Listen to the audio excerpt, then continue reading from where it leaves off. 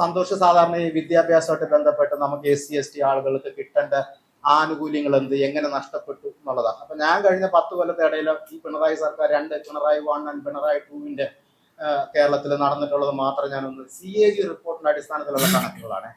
2019-20 CAG report പറയുന്നത് 379 സ്കൂളുകൾ സമ്പൂർണ്ണ പോർട്ടൽ എന്ന് പറഞ്ഞൊരു പോർട്ടലുണ്ട്. ആ പോർട്ടൽ രജിസ്ട്രേഷൻ ടെക്നിക്കൽ ഗ്ലിച്ചസ് വന്നതുകൊണ്ട് 3499 പട്ടികജാതി കുട്ടികൾക്ക് കിട്ടേണ്ട ആനുകൂല്യങ്ങൾ കിട്ടിയിട്ടില്ല. അതിലൊരു കുട്ടി എൻ്റെ മകനാണ്. നമ്മൾ എപ്പോഴും ചെന്ന് ചോദിക്കും, ഇതെന്നാ വരാത്തെന്ന് ചോദിക്കും. അത് സാറേ, അത് സെക്രട്ടേറിയറ്റിലാണ്, വെബ്സൈറ്റാണ്, ടെക്നിക്കൽ ഗ്ലിച്ചാണ്. ഇത് പറഞ്ഞ പോലെ ഇത് എൻ്റെ മകനും കിട്ടിയിട്ടില്ല, ഇളയ മോനും കിട്ടുന്നില്ല. 5437 എയ്ഡഡ് അൺഎയ്ഡഡ് സ്കൂളുകൾ, കോളേജുകൾ, മറ്റേ എല്ലാം ഉണ്ട്. ഇതിലെല്ലാം കൂടി ചേർത്തിട്ട് ഗ്രാന്റ് കിട്ടാത്ത കുട്ടികളുടെ എണ്ണം 23,138 പട്ടികജാതി കുട്ടികൾ. 23,000 പേർക്ക് കിട്ടിയിട്ടില്ല. അതായത് CAG പറയുന്നത് പട്ടികവർഗ കുട്ടികൾ 10 തൊട്ട് 15% വരെ വിദ്യാഭ്യാസ ആനുകൂല്യങ്ങൾ കിട്ടുന്നില്ല. കാരണം CAG തന്നെ പറയുന്നുണ്ട്, പ്രോപ്പറായിട്ടുള്ള സർവേ ഇല്ല, പ്രോപ്പറായിട്ടുള്ള പ്ലാനിങ് ഇല്ല, ഫണ്ട് ഡൈവേർഷൻ ഉണ്ട്, ഫണ്ട് ലാപ്സ് ആക്കി കളയുന്നുമുണ്ട്. ഈ ലാപ്സ് ആക്കി കളഞ്ഞതിനെ കുറിച്ചിട്ടാണ് സന്തോഷിന്റെ കഴിഞ്ഞ ആഴ്ച വന്നൊരു ആർട്ടിക്കിൾ ഉണ്ടായിരുന്നു. 16,000 കോടിയോളം കഴിഞ്ഞ 10 കൊല്ലത്തിനിടയിൽ ലാപ്സ് ആയി പോയെന്ന് പറഞ്ഞിട്ട്. 2017-2022 ക്ലെയിം ചെയ്യാതെ, അതായത് കിട്ടേണ്ട പൈസയാണ്, ക്ലെയിം ചെയ്യാതെ കളഞ്ഞ പൈസയുടെ തുകയെന്ന് പറയുന്നത് 96 ലക്ഷം. നമ്മുടെ കുട്ടികൾക്ക് കിട്ടുന്ന സ്കോളർഷിപ്പ് കണ്ട് 500 600 കണ്ടേ ഉള്ളൂ. 96 ലക്ഷം ക്ലെയിം ചെയ്യാതെ വിട്ടു. നിങ്ങളൊന്ന് ഓർക്കുക, 96 ലക്ഷം നമ്മുടെ ക്ലെയിം ചെയ്യാതെ ബ്യൂറോക്രസിയുടെ നൂലാമാലയ്ക്കകത്തിട്ട് കളയുമ്പോൾ കൃത്യമായിട്ട് MP-യുടെ പെൻഷനും മന്ത്രിയുടെ ശമ്പളവും വാങ്ങിക്കുന്ന മന്ത്രിയാണ് MP രാജേഷ്. കൃത്യമായിട്ട് 52,000 രൂപയുടെ കണ്ണാടി മേടിച്ചു വെക്കുന്ന മന്ത്രിമാർ ഇവിടെയാണ്.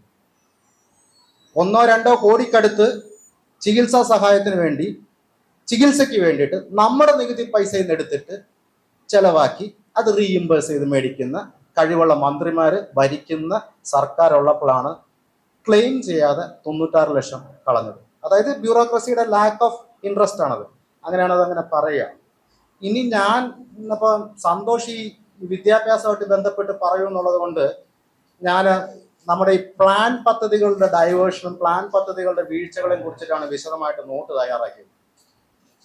അത് ഞാൻ വായിച്ചു കേൾപ്പിക്കും. ഇതെല്ലാം എന്തിനാന്ന് ചോദിച്ചു കഴിഞ്ഞാൽ നിങ്ങൾ മറന്നു പോരുത്. അടുത്ത പ്രാവശ്യം വോട്ട് ചെയ്യാൻ പോകുമ്പോൾ, അടുത്ത ഇലക്ഷൻ വരുന്നുണ്ടല്ലോ, വോട്ട് ചെയ്യാൻ പോകുമ്പോൾ ഈ നമ്മുടെ ഈ അംബേദ്കറൈറ്റ്സിനും ദളിതർക്കും ഒരു സോഫ്റ്റ് കോർണർ ഉണ്ട്. ഇടതുപക്ഷത്തിനോട്, തൊഴിലാളി വർഗ പാർട്ടിയോട്, നമ്മുടെ ഉന്നമനത്തിന് വേണ്ടി അവരാണ് സഹായിച്ചത്. ചുമ്മാതെയാ പറഞ്ഞു പറ്റിച്ചിട്ടുള്ള നരേഷം മാത്രമേ ഉള്ളൂ.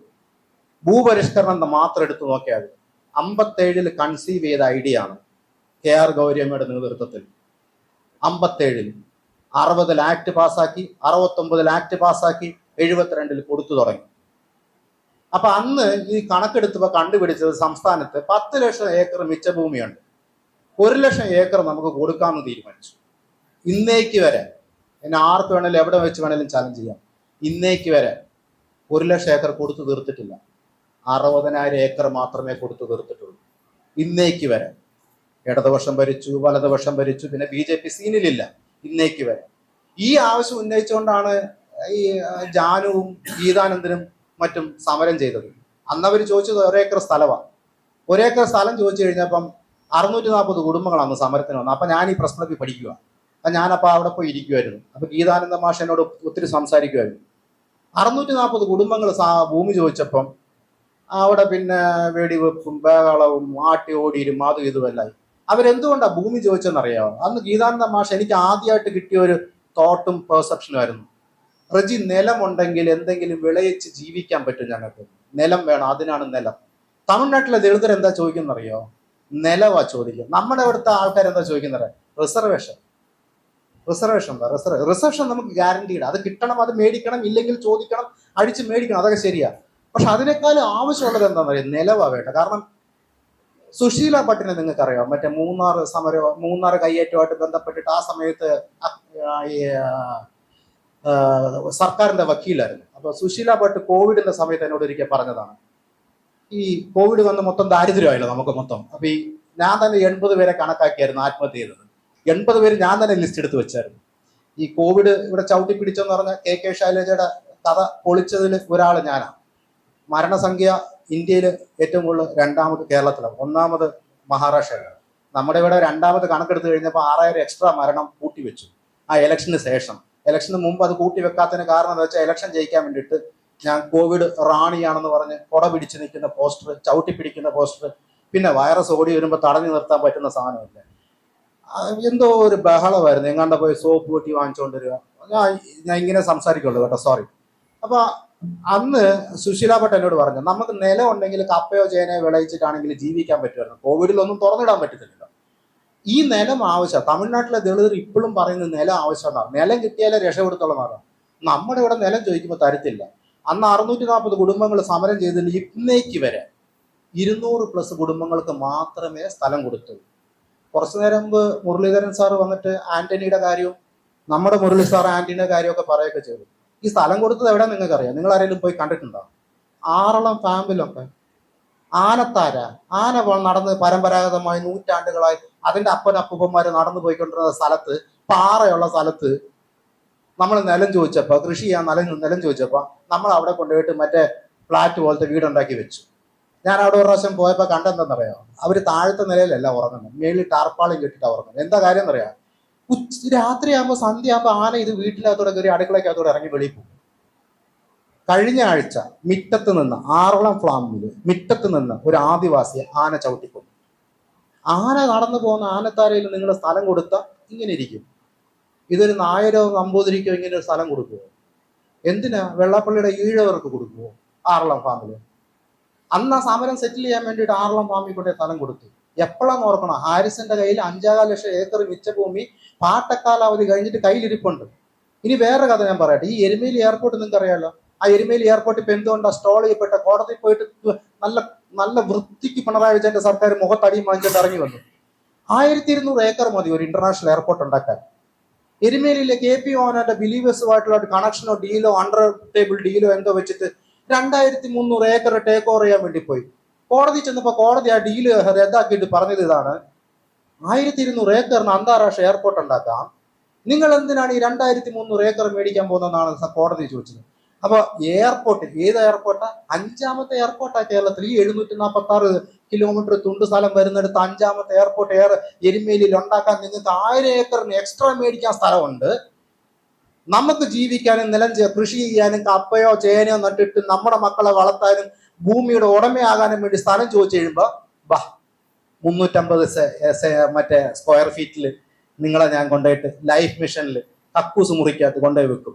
എന്നിട്ട് അത് മറ്റേ പുതിയ ക്യാമറ ഒക്കെ ഉള്ളതുകൊണ്ട് അത് ഇങ്ങനെ ഷൂട്ട് ചെയ്ത്, അങ്ങനെ ഷൂട്ട് ചെയ്ത്, ഇങ്ങനെ ഷൂട്ട് ചെയ്തിട്ട് ഫേസ്ബുക്കിൽ ഇട്ട് കഴിയുമ്പോൾ വാവ്, അടിപൊളി, എന്ത് രസമാ. ഹേവൽസിന്റെ ഫാന്, മറ്റേത് 10-15 കൊല്ലത്തേക്ക് ഉടമസ്ഥാവകാശം ഇല്ല. ഈ 350 സ്ക്വയർ ഫീറ്റ്, ഞാൻ UN വർക്ക് ചെയ്യുന്ന ആളാണ്. 750 സ്ക്വയർ ഫീറ്റ് ആണ് 4 അംഗ കുടുംബത്തിന് ഡീസന്റ് ഹാബിറ്റാറ്റ് എന്ന് പറയുന്നത്. 750 സ്ക്വയർ ഫീറ്റ്. ഈ 350 സ്ക്വയർ ഫീറ്റിൽ ഞാനും എൻ്റെ മക്കളും പോയി. അവന് മൂത്ത ഇറക്കന് 16 വയസ്സായി. അവനൊരു 10, 20, 22 വയസ്സാകുമ്പോൾ അവൻ കല്യാണം കഴിക്കത്തില്ലേ? അവൻ്റെ പെണ്ണിനെ വിളിച്ചുകൊണ്ട് അങ്ങോട്ട് വരും ഈ 350 സ്ക്വയർ ഫീറ്റിലേക്ക്. എൻ്റെ അമ്മ എൻ്റെ കൂട്ടത്തിലുണ്ട്, അച്ഛൻ മരിച്ചു, എൻ്റെ അമ്മ എൻ്റെ കൂട്ടത്തിലുണ്ട്. അപ്പോൾ ഓൾറെഡി ഞങ്ങൾ 5. ഇനി അവനൊരു പെണ്ണിനെ കൊണ്ടുവന്നാൽ 6. ഞങ്ങൾ ഈ 6 പേര് ഈ 350-ൻ്റെ കടന്ന് കറങ്ങിക്കോണം. ഞാൻ ഒന്ന് കണക്കെടുത്ത് വെച്ച് നോക്കി, നീ 350 എത്ര കട്ടിലിടാൻ പറ്റുന്നു? ഒരേ ഒരു കട്ടിലിടാൻ പറ്റത്തുള്ളൂ, ഒരേ ഒരു ബാത്റൂമേ ഉള്ളൂ. രാജീവ് നാണമില്ലാതെ ആ 13 നിലയുള്ള 2 കെട്ടിടം കൊച്ചിയിൽ സ്മാർട്ട് സിറ്റിയുടെ അവിടെ കണ്ട പണിത് വെച്ചിട്ടുണ്ട്.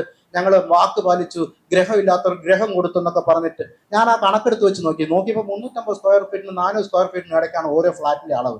ഇതിനകത്ത് എങ്ങനെ താമസിക്കും? ഇത് എത്ര സ്ക്വയർ ഫീറ്റ് ആണ്? ഇതൊരു 500 കാണുമെന്ന് എനിക്ക് തോന്നുന്നു.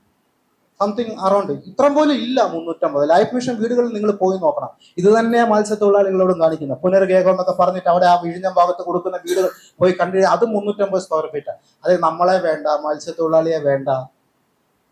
നമ്മളെല്ലാം ഇപ്പോഴും ഡിസ്ക്രിമിനേഷൻ നേരിടുന്നവർ. അവരുടെ കാര്യം ഇതുപോലൊക്കെ എപ്പോഴും ഞാൻ തീരത്ത് പോകുന്നത്.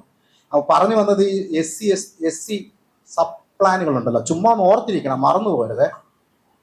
2017, 2024 മൊത്തം അലോക്കേഷൻ എന്ന് പറയുന്നത് 22,817.39 കോടി.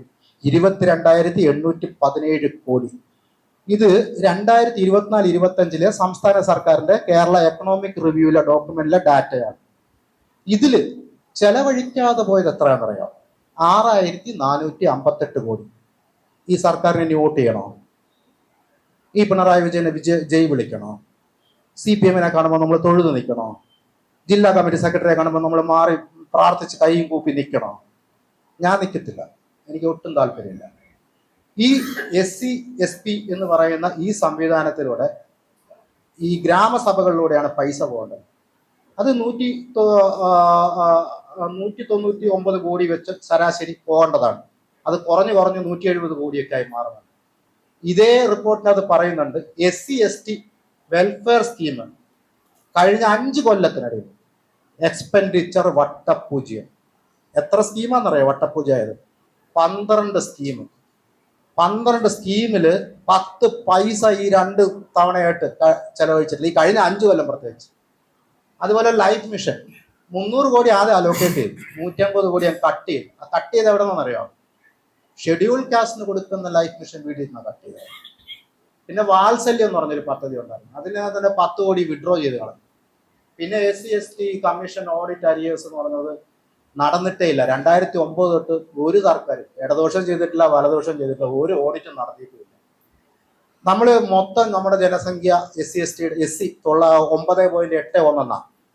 അതുകൊണ്ട് നമ്മുടെ പദ്ധതി വിഹിതം എപ്പോഴും 9.81 ആയിരിക്കും. അതുകൊണ്ടാണ് 2017-18 26,000 കോടി വെക്കും, അതിൽ 9.81%. അത് കൃത്യമായിട്ട് ആ കണക്കൊക്കെ പാലിക്കുന്നുണ്ട് കേട്ടോ സർക്കാർ. നമുക്ക് 9.18 എന്ന് തന്നത്, അല്ലെങ്കിൽ നമുക്കത് തരത്തില്ല. പക്ഷെ നായന്മാർ ചോദിക്കുമ്പോൾ അവർക്ക് EWS എഴുതി കൊടുക്കും. സുകുമാരൻ നായരനോ നാരായണ പണിക്കരോ. EWSന്റെ കഥ അറിയാമല്ലോ.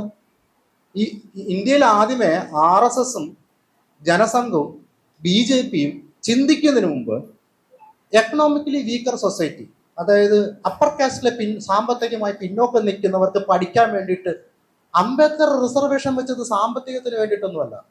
നൂറ്റാണ്ടുകളായി, ദശാബ്ദങ്ങളായി, വർഷങ്ങളായി നേരിട്ട അട്രോസിറ്റിക്കുള്ള കോമ്പൻസേഷനാണ് ഈ റിസർവേഷൻ എന്ന് അദ്ദേഹം പറയാം. അല്ലാതെ നമുക്ക് കിട്ടുന്ന സ്റ്റൈഫൻഡോ അതൊന്നും അല്ല. ഈ റിസർവേഷൻ എന്ന് പറഞ്ഞാൽ നമുക്ക് തരുന്ന കോമ്പൻസേഷനാണ്, അടിമയാക്കി വെച്ചതിന്റെ കോമ്പൻസേഷനാണ്.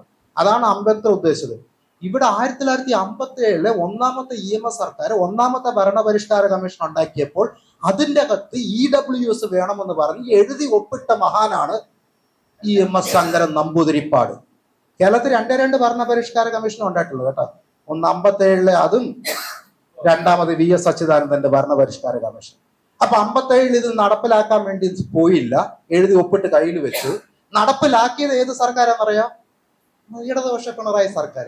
ഈ ഇടതുപക്ഷ പിണറായി സർക്കാർ ദളിത് വിമോചകരാണ്, ദളിത് സംരക്ഷകരാണെന്നൊക്കെ നാളെ നിങ്ങളോട് ആരോടെങ്കിലും പറഞ്ഞു വരുവാണെങ്കിൽ എൻ്റെ അടുക്ക പറഞ്ഞു വിട്ടാൽ മതി, ഞാൻ പറഞ്ഞു കൊടുക്കാം അവർക്ക്. എൻ്റെ ഫോൺ നമ്പറും കൊടുത്തിരുന്നതാണ്. അപ്പം ഇതാണ് EWS. അപ്പൊ നമ്മൾ ഈ 9.1881 പോപ്പുലേഷൻ മാത്രം ഉള്ളപ്പം അത് കൂട്ടാൻ ഇവരെ കൊണ്ട് സാധിക്കത്തില്ല. EWSന്റെ ടെക്നിക്കൽ ഗ്ലിച്ച് അവിടെയാണ്. 50 സീറ്റ് എനിക്കും നിങ്ങൾക്കും അവകാശപ്പെട്ടതാണ്, അപ്പുറത്തുള്ള 50 സീറ്റ് ജനറൽ കാറ്റഗറിയിൽ. പക്ഷെ ആ 50 സീറ്റിൽ 10 സീറ്റ് എടുത്ത് അപ്പർ കാസ്റ്റിന് EWS എന്ന് പറഞ്ഞ് റിസർവ് ചെയ്തപ്പോൾ ബാക്കി 40 സീറ്റേ ഉള്ളൂ നമ്മുടെ കയ്യിൽ. അതായത് ഞാൻ ഇനി 40 സീറ്റിൽ പോയി കോമ്പീറ്റ് ചെയ്യണം. അപ്പൊ എന്റെ ചാൻസ് കുറയുക.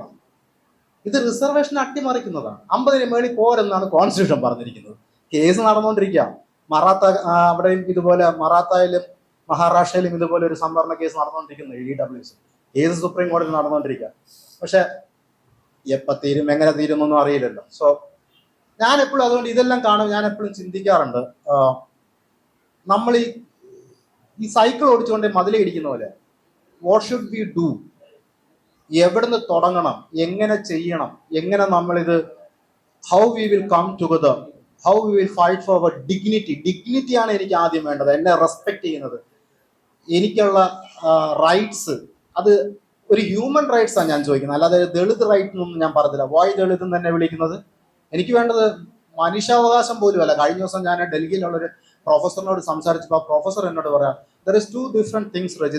One is human rights and another thing is fundamental rights. You should ask for fundamental rights. ഞാൻ ചോദിച്ചു അതെന്നാ സാറെന്ന് ചോദിച്ചു.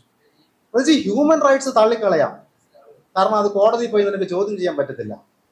പക്ഷെ അംബേദ്കർ വിഭാവനം ചെയ്ത് കോൺസ്റ്റിറ്റ്യൂഷനിലുള്ള ഫണ്ടമെന്റൽ റൈറ്റ് ലംഘിക്കപ്പെട്ടാൽ നിനക്ക് കോടതിയിൽ പോയി ചലഞ്ച് ചെയ്യാം. So you should have so fundamental right എന്ന് പറഞ്ഞു. അപ്പൊ ഞാൻ എൻ്റെ ബയോയിലെല്ലാം തിരുത്തി. ഞാൻ മനുഷ്യാവകാശ പ്രവർത്തകനൊന്നുമല്ല, ഞാൻ ഇനി മൗലിക അവകാശ പ്രവർത്തകനാണ്. അതൊരു വലിയ ഡിഫറൻസ്. ആ പ്രൊഫസർ ഈ സം 81 ആയി, ഡൽഹി ജയിലിലെ ഡീനൊക്കെ ആയിരുന്നു, 81 വയസ്സായി. നമ്മളുടെ ഗ്ലോബൽ മീറ്റിംഗിൽ ഇരുന്നപ്പം കുടിയേറ്റ തൊഴിലാളികളുടെ അവകാശങ്ങളെ കുറിച്ച് ചർച്ച ചെയ്തുകൊണ്ടിരുന്നപ്പോൾ പുള്ളി പെട്ടെന്ന് ഇങ്ങനെ ഞാനൊരു ക്വസ്റ്റ്യൻ ചോദിച്ചപ്പോൾ talking about human rights, we don't want human rights, I'm not against human rights, but I would like to say that it's fundamental rights which matters more because it can be challenged in the court. അപ്പോഴാണ് ഞാൻ അതിന്റെ മലയാളം ആലോചിച്ചത്. മനുഷ്യാവകാശം അല്ല വേണ്ടത്, മൗലികാവകാശം. ഞാനപ്പോൾ ഇങ്ങനെ ഇരുന്ന് തലയിട്ട് അടിക്കും, എന്ത് ചെയ്യണം. ഞാൻ ഈ പറയുന്ന നമ്മുടെ ഫേസ്ബുക്കിലും കഴിഞ്ഞ ദിവസം തന്നെ എന്നെ ഒരാൾ വിളിച്ചിട്ട് പറഞ്ഞു, നമുക്ക് ദളിതർക്ക് എല്ലാവരും കൂടി ഒരു വാട്സപ്പ് ഗ്രൂപ്പ് ഉണ്ടാക്കി എഴുതണമൊക്കെ. ഞാൻ പറയുന്നത് പൊന്നു സാറേ, എനിക്ക് സമയമില്ലെന്ന് പറഞ്ഞു. എന്നെ കൊണ്ട് സമയമൊന്നുമില്ല ഞാൻ പറഞ്ഞു. കാരണം ഇങ്ങനെ തലയിട്ട് തല്ലി cycle riding a cycle to the wall എന്ന് ഇംഗ്ലീഷിൽ ഒരു ചൊല്ലുണ്ട്. അതായത് സൈക്കിൾ ഇങ്ങനെ ഓടിച്ചോട്ടെ ഭിത്തിയിലിടിച്ച് എന്ത് പറ്റും, നമ്മൾ മുന്നിൽ കുത്തി വീഴത്തുള്ളൂ. അതാണ് നമ്മൾ ചെയ്തുകൊണ്ടിരിക്കുന്നത്. സോ അപ്പം ഗ്ലോബലി ഒക്കെ നമ്മൾ UN മീറ്റിങ്ങിനൊക്കെ ഞാൻ പോകാറൊക്കെ ഉണ്ട്. അപ്പൊ അവിടെയൊക്കെ പറയുന്നത് ചില സമയം നമ്മുടെ കയ്യിൽ നിന്ന് വിട്ട് കഴിയുമ്പോൾ നമ്മൾ ചെയ്യുന്നത് എന്താണെന്നറിയാമോ, you go back to the basics. ആ ഓൾഡ് സ്കൂൾ പ്രാക്ടീസസ് ഫോളോ ചെയ്യാനാണ് പറയുന്നത്. ആദ്യം തൊട്ട് തുടങ്ങാം, പഴയ ചട്ടങ്ങളും ക്രമങ്ങളും എന്തായിരുന്നു അത് നോക്കാൻ പഠിക്കാം, പഴയ നമ്മുടെ ചിട്ടവട്ടങ്ങൾ എന്തായിരുന്നു അത് പിന്തുടരാം. അതിൽ ഒന്നാണ് ഈ മാനിഫെസ്റ്റോ. അഫ്കോഴ്സ് നമുക്ക് കോൺസ്റ്റിറ്റ്യൂഷൻ ഉണ്ട്, ബട്ട് നമ്മളിങ്ങനെ സംസാരിച്ച് നടന്നിട്ട് കാര്യമുണ്ടോ? We should put it in paper what we need. അത് ഓൾഡ് സ്കൂൾ പ്രാക്ടീസാണ്, ബാക്ക് ടു ദ ബേസിക്സ് ആണ്. ലെറ്റ് ദിസ് ഗെറ്റ് ഡിസമിനേറ്റഡ്, ആൾക്കാരുടെ കയ്യിൽ എത്തട്ടെ. What you have to do is that read Ambedkar again. അയാൾ സെയിന്റ് ആയിട്ടല്ല കാണേണ്ടത്. നമ്മൾ അയാളെ സെയിന്റ് ആയിട്ട് കണ്ടിട്ട് അംബേദ്കറെ ആരെങ്കിലും എന്തെങ്കിലും പറഞ്ഞു കഴിഞ്ഞാൽ ഇവിടെ കുറെ ഫേസ്ബുക്ക് അംബേദ്കറൈറ്റ്സ് ഉണ്ട്, എല്ലാവരും കൂടി ചാടിക്കയറി വന്നിട്ട് നമ്മളെ ആക്രമിക്കാൻ പറഞ്ഞു. It's not like that.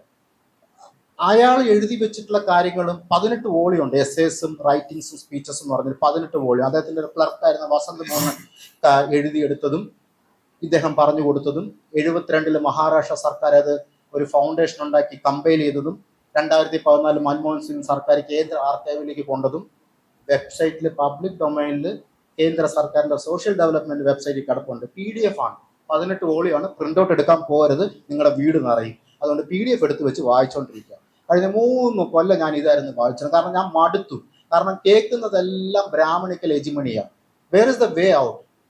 ഒന്ന് മാറ്റി അങ്ങോട്ട് വെച്ച് കഴിയുമ്പോൾ പിന്നെ ഞാൻ കേൾക്കുന്ന രാമൻ ശരിയാണോ, സീത ശരിയാണോ, ഫാസിസമാണോ, അങ്ങനെയാണ് ഇങ്ങനെയാണെന്ന് പറഞ്ഞ് സംസ്കൃതം പഠിച്ച അധ്യാപകരും നമ്മുടെ കൂട്ടത്തിലുള്ളവരും ഇതിന്റെ പുറകെ കൂടിയേക്കുക. You giving fuel to them. നമ്മൾ വീണ്ടും അത് സംസാരിക്കുമ്പോൾ അവന്മാർക്ക് എണ്ണ ഊറ്റി കൊടുത്തോണ്ടിരിക്കുക.